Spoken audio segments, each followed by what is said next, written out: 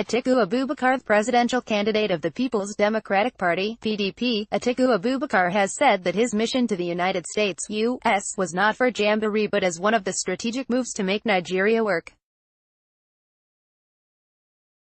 Atiku, who landed in the U.S. on Thursday in company of the President of the Senate, Bukola Saraki, and had meetings with U.S. administration officials and business leaders, said, "I traveled to the United States of America because I had a mission. And my mission is to create the right economic atmosphere for American investments to return to Nigeria at a rate and quantum that we had before the current Nigerian administration's policies almost halted the flow of foreign direct investments to Nigeria.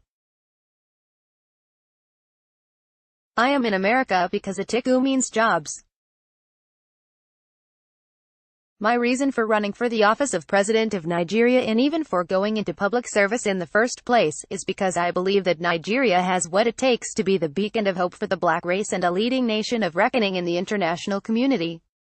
This has not materialized over the course of the last 4 years because, as Chinua Achebe prophetically said in his 1983 book, the trouble with Nigeria is the failure of leadership, accusing the current government of lacking the knowledge on how to strengthen ties with other countries. Said, the current Nigerian administration has allowed our relationship with our long-standing friends and partners to deteriorate, and this has had unfortunate consequences for our economy.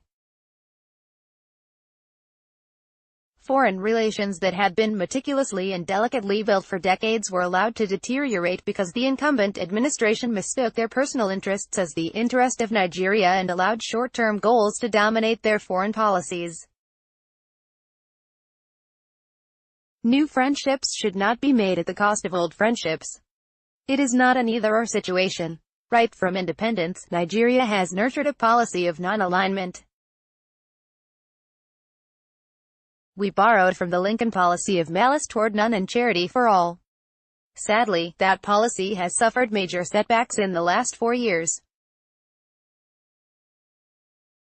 On creating avenue for revenue generation outside crude oil, he said, as a leader in business, I am cognizant of the fact that both Western and Oriental nations will be making the transition from fossil fuels to electric-powered vehicles and other green energies over the course of the next 2 decades.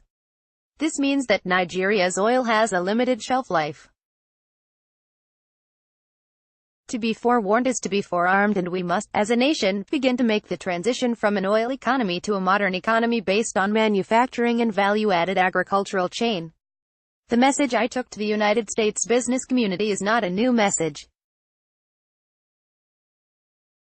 In my opinion, editorial in the British media, Beyond Brexit, Nigeria wants a new trade deal with Britain. I opined that Brexit is an opportunity for Nigeria and the United Kingdom to have a big ambitious free trade agreement.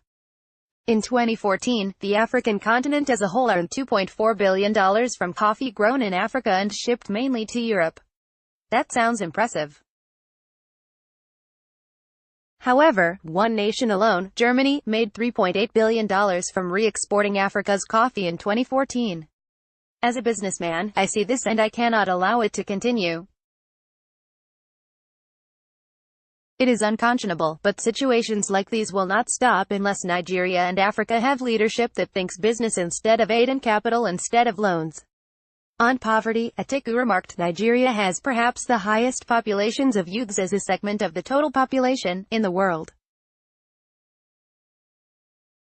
Already, we have the unfortunate distinction of being the world headquarters for extreme poverty. We cannot afford business as usual. My single-minded focus is to change this dubious record by transforming Nigeria from a consumer nation to a prosumer nation, a nation that consumes what it produces. For this to happen, we need U.S. firms who have divested from Nigeria to return. We need Procter & Gamble to reopen their $300 million Nigerian plant which they shut down last year. We need General Electric to reverse their $2.7 billion pullout of Nigeria. Nigeria has a lot to offer America via her creative industry. Nollywood is the world's third largest movie industry. Kaduna State is rich with gold ore. I am also eager to find a market in the U.S. for some of the 500,000 shoes manufactured in Nigeria's cities of Kano and Aba every day. Someone somewhere said Nigeria's youth are lazy. I am one of the single largest employers of Nigeria's youth, and I know that that assertion is false. My travels in Europe and America is to sell the Nigeria that I know to the world that does not yet know her. A Nigeria with not just a hardworking youthful population, but a nation with some of the smartest working people on earth. A nation that is open for business, and a Nigeria that is much more than oil.